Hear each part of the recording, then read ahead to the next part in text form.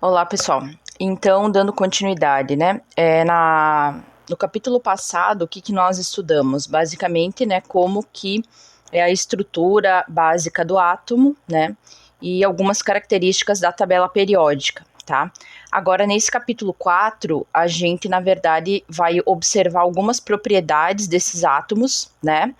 Que nós chamamos de propriedades periódicas dos elementos, que no caso, né, são algumas propriedades que têm a ver com a parte da configuração eletrônica, né, dos átomos, tá?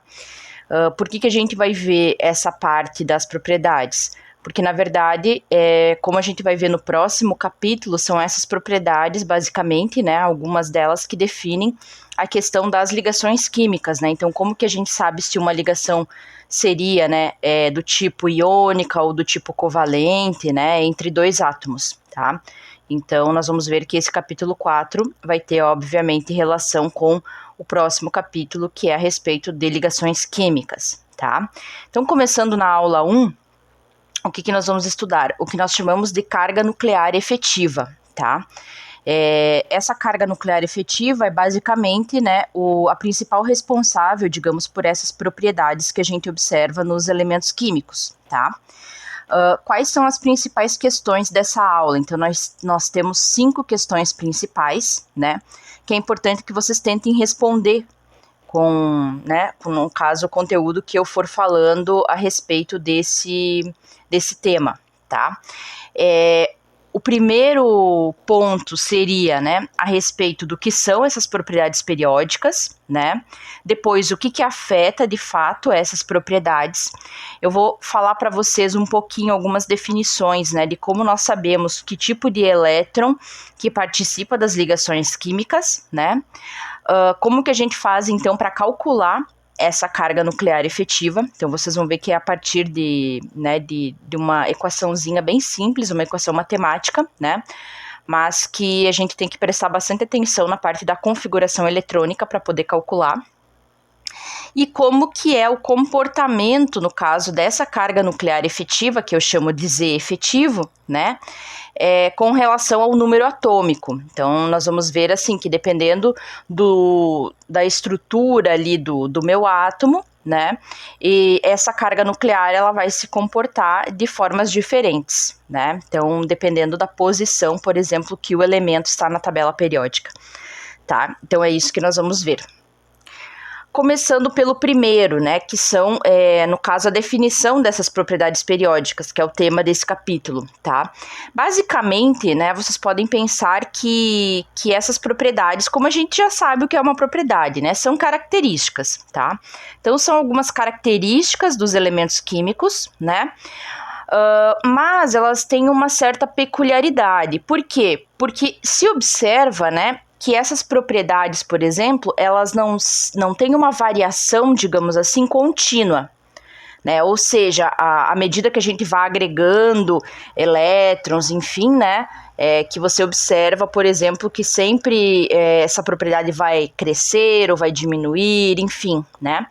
O engraçado dessas propriedades que nós vamos comentar é que elas acabam se repetindo, né? Repetindo uma certa tendência, um certo comportamento, né?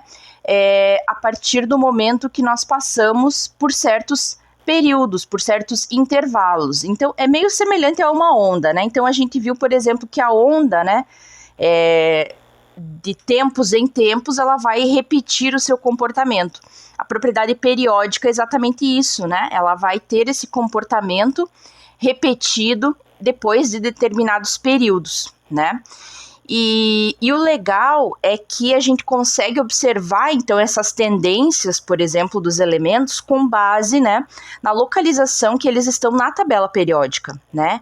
Então, basicamente, esses períodos que eu digo, esses intervalos de repetição, né, dessas características, é justamente com relação à tabela periódica, né? Então, nós vamos ver, assim, que mesmo eu acrescentando de um em um elétron, né, vai chegar num certo, por exemplo, período ali, né, numa certa linha da tabela periódica, que é como se aquela propriedade quebrasse totalmente o seu comportamento e retornasse ao comportamento inicial, né? Ou seja, isso tem totalmente a ver com a configuração eletrônica, que foi o que nós vimos no capítulo passado, e justamente, né, com a posição desses elétrons, na verdade, na eletrosfera, dependendo do nível ou subnível de energia que eles estão, né? Então, não é um fato, assim, somente de eu acrescentar elétrons, né, que o elemento vai ter, né, essas características específicas. Na verdade, não, vai depender de onde o elétron especificamente está localizado, tá?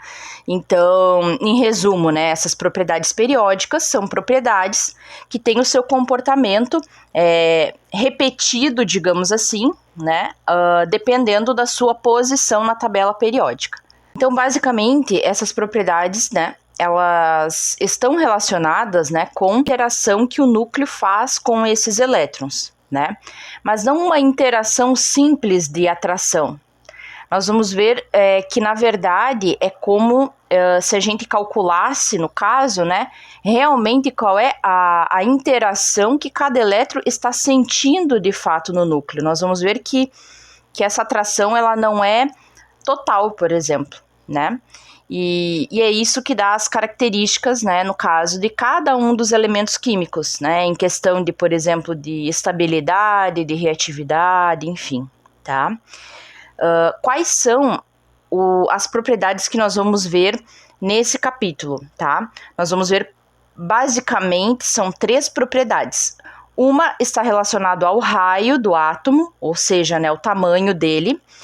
E nisso nós vamos falar o que é um raio atômico e um raio iônico, né? Então, existe uma diferença, como nós sabemos, entre um átomo e um íon. E o tamanho, no caso desse átomo ou íon, mesmo sendo do mesmo elemento, ele vai variar, tá? Então, a gente vai ver isso. Vamos ver o que nós chamamos de energia de ionização, que é extremamente importante quando a gente fala ali de ligações químicas, tá? E nós vamos ver também o que é uma afinidade eletrônica, que também tem relação com as ligações, tá? Essa questão dos raios é a segunda aula, da energia de ionização é a terceira, e a afinidade eletrônica nós vamos ver na 4ª aula desse capítulo, tá?